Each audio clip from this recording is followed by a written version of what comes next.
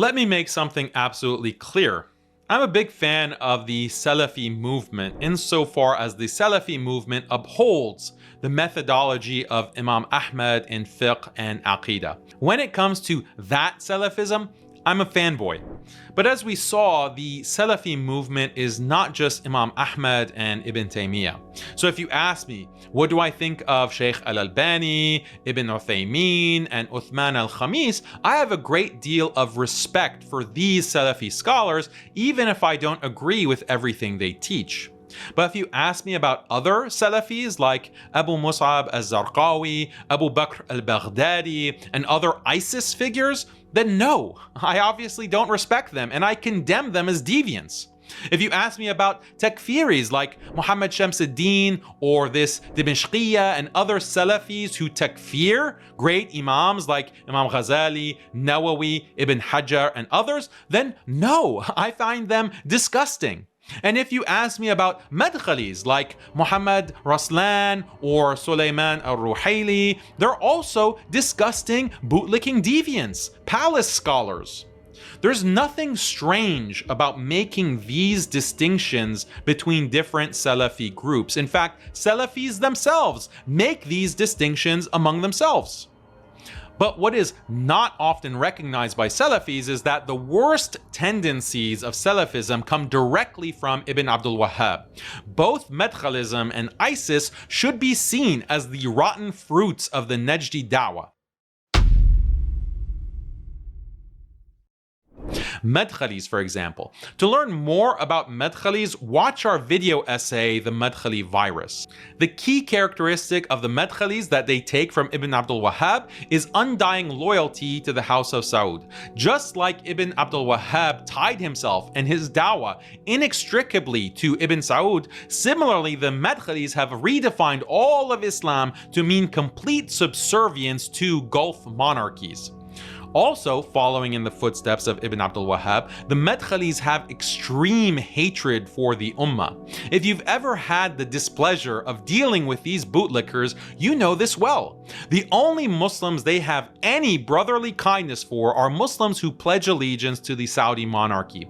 Everyone else is a deviant who at minimum must be boycotted. And if someone dares to publicly criticize the Gulf monarchies, then he's branded a Khariji or even an apostate who should be killed.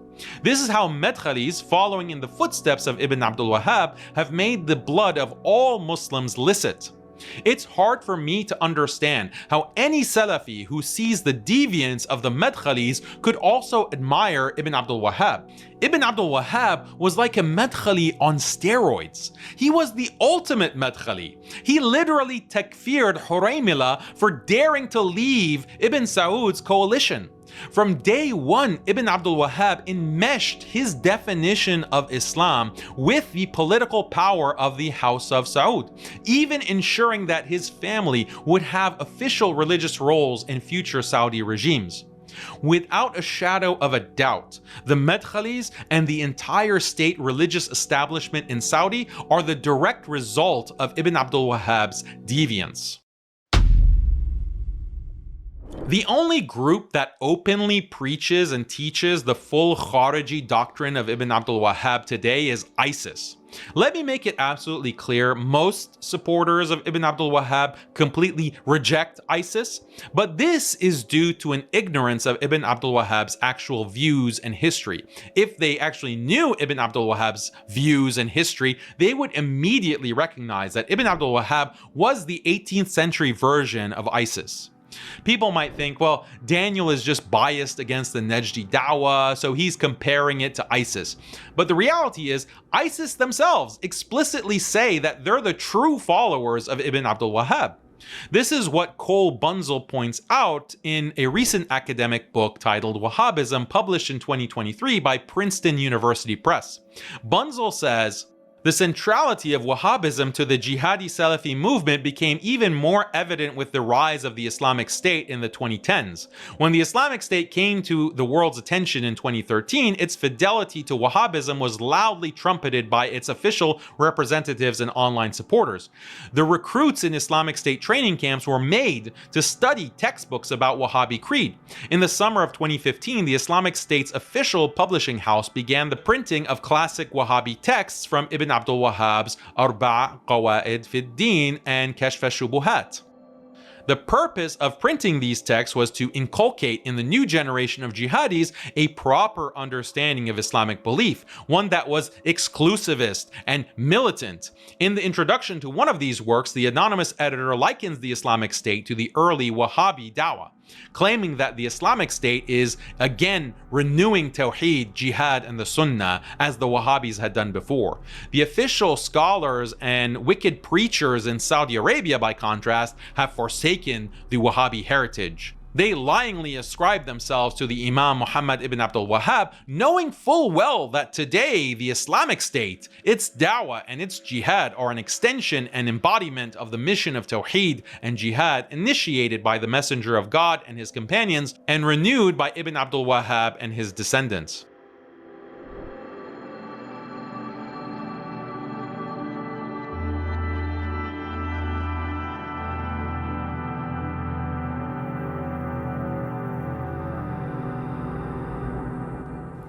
Here you can even see prints of Ibn Abdul Wahhab's Kitab al-Tawheed with ISIS's seal on the cover. ISIS see themselves as the true successors of Ibn Abdul Wahhab, claiming they're reviving the original mission of Ibn Abdul Wahhab to purify the Muslim lands of shirk, just like Ibn Abdul Wahhab and his followers did centuries ago. ISIS argues that Saudi Arabia and the Salafi dawah as a whole has abandoned the true teachings of Ibn Abdul Wahhab, leaving ISIS to carry the torch. Members of ISIS today claim that Salafi scholars like Sheikh al-Albani and others have rejected Ibn Abdul Wahhab's actual teachings. They view these Salafis as watered down versions, whereas they're the real thing, the real Najdi dawah. I think this is exactly right. ISIS are the true followers of Ibn Abdul Wahhab, and now that you've seen Ibn Abdul Wahhab's takfiri teachings and his history committing atrocities against countless Muslims, hopefully you've realized this too.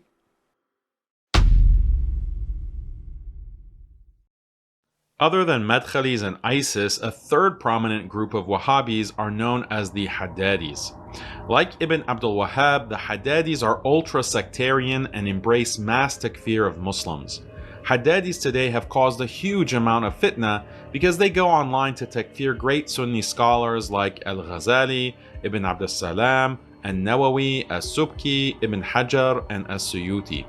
الغزالي عندي كافر لقوله بوحدة الوجود. يلا الجويني يلتحق بالزنادقة، يلتحق القشيري بالكفرة، يلتحق القشيري بالغزالي وبالجويني. يلا.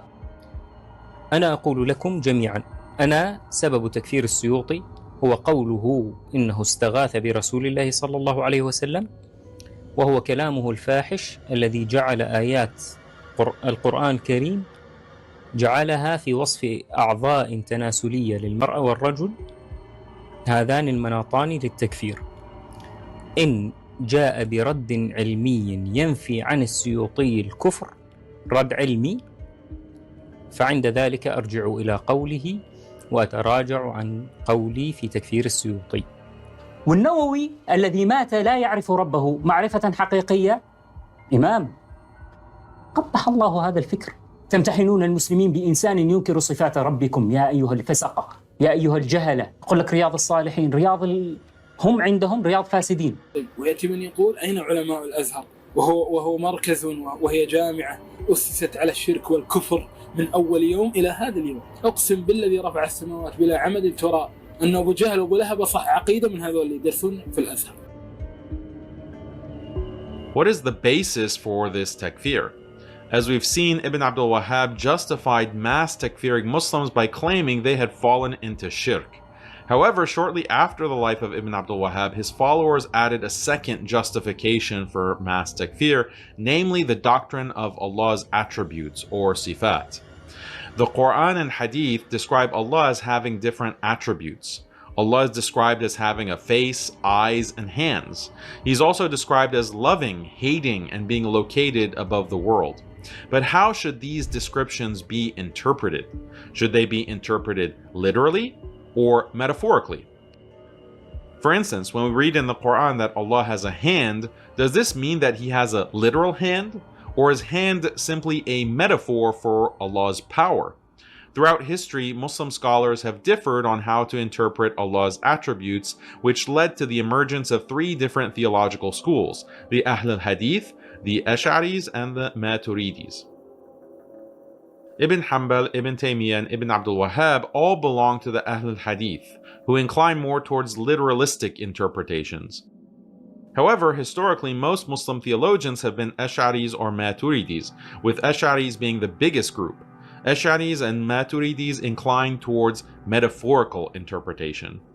Historically, Ahl al-Hadith, Ash'aris, and Maturidis all accuse their counterparts of being wrong. However, aside from a minority of extreme elements, they didn't actually mass takfir each other. But then Ibn Abdul Wahhab's followers come onto the scene and immediately begin mass takfiring Ash'aris and Maturidis. The practice of mass takfiring Ash'aris and Maturidis goes at least as far back as the aforementioned Abdurrahman ibn Hassan. Remember, he's the direct student and grandson of Ibn Abdul Wahhab and one of the highest ranking Wahhabi authorities in history.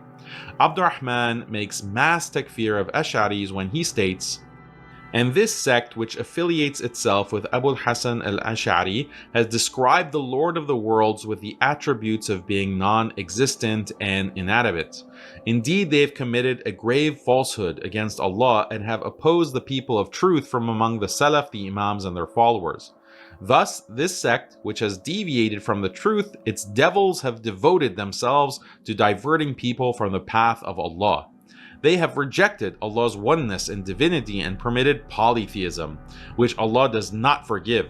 They allowed others to be worshipped besides Him and denied His attributes through negation. The Imams of Ahlus Sunnah and their followers have well-known works refuting this obstinate, kafir sect." To this day, Wahhabis consider Ash'aris and Maturidis to be either extreme deviants or kafirs who should be killed unless they change their views.